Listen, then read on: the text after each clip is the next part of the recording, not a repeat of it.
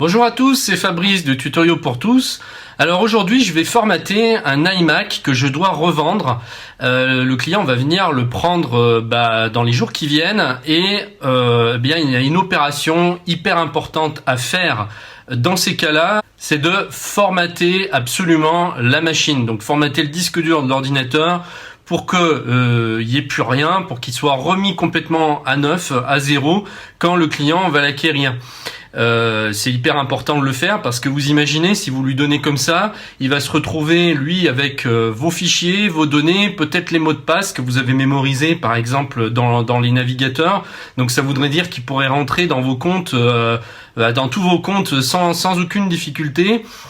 Donc il faut faire très attention à ça et bien formater votre machine le jour où vous le revendez. D'ailleurs vous avez peut-être besoin de le formater pour une autre raison, hein, peut-être simplement pour repartir sur des bases saines. Et on va regarder, je vais filmer en fait mon écran.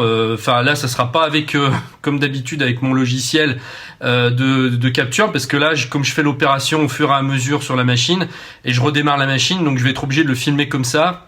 Donc je m'excuse si l'image est pas terrible, mais je pense que ce qui compte c'est vraiment qu'on voit, le principal c'est que vous voyez la procédure et comment il faut que vous fassiez. Voilà, écoutez, on commence tout de suite, je filme tout ça, à tout de suite.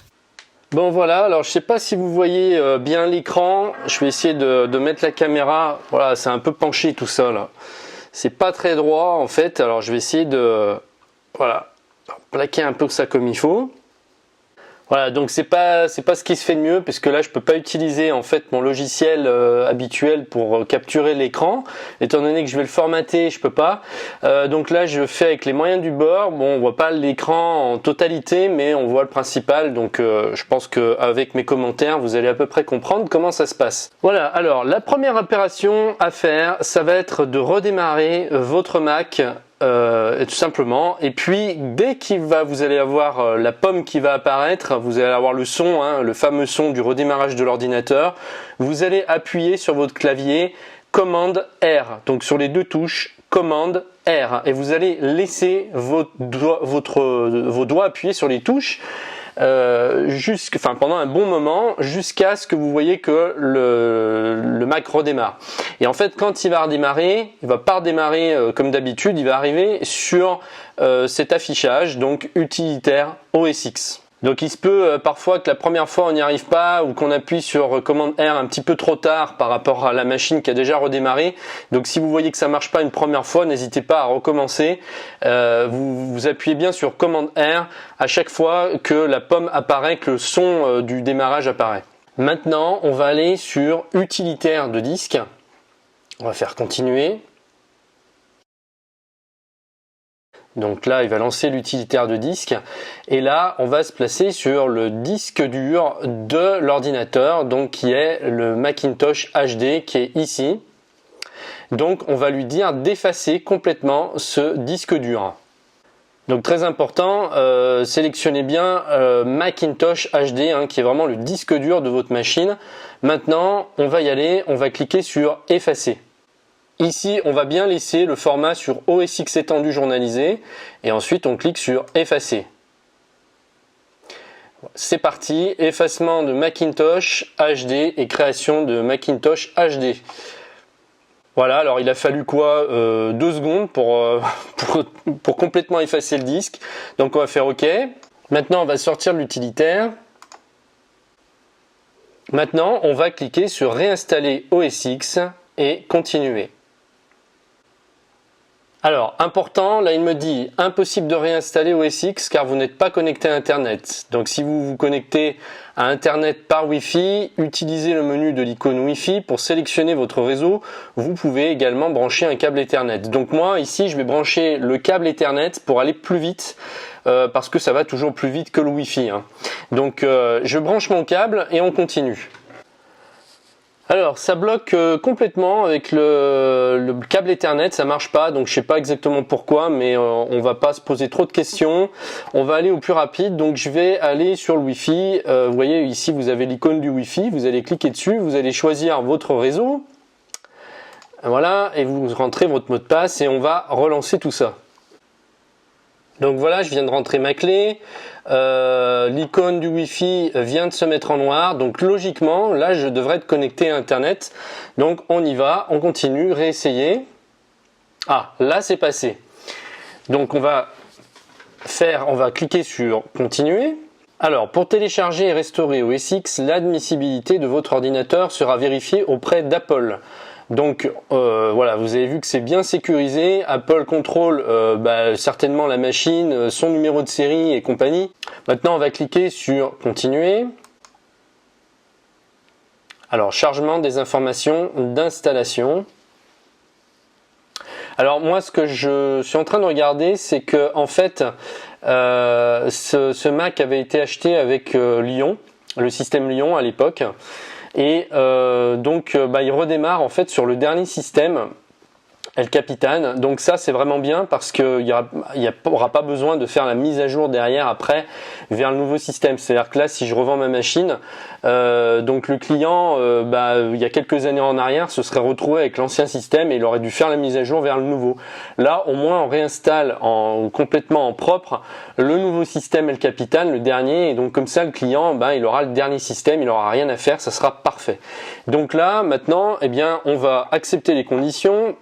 Ok, j'ai lu et j'accepte les conditions du contrat de licence du logiciel. Ok. Et maintenant il me demande où est-ce que je veux installer OS X.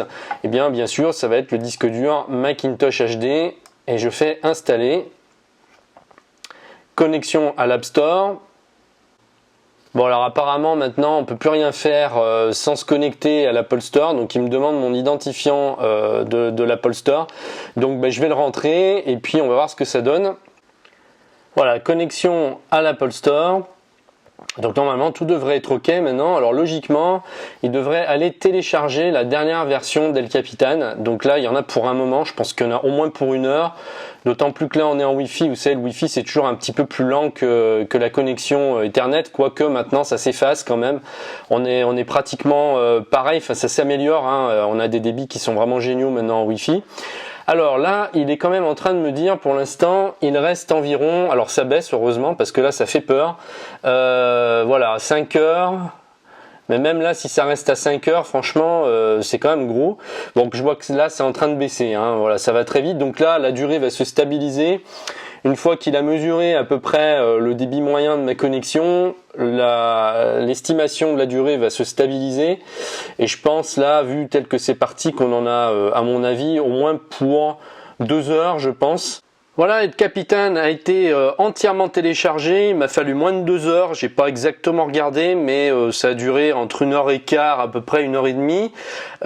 Après ça va dépendre bien sûr de votre connexion Wi-Fi, hein. Si vous êtes en fibre optique ça va aller beaucoup plus vite que ça, hein. Peut-être même 5 ou 10 minutes seulement pour télécharger 6 Go.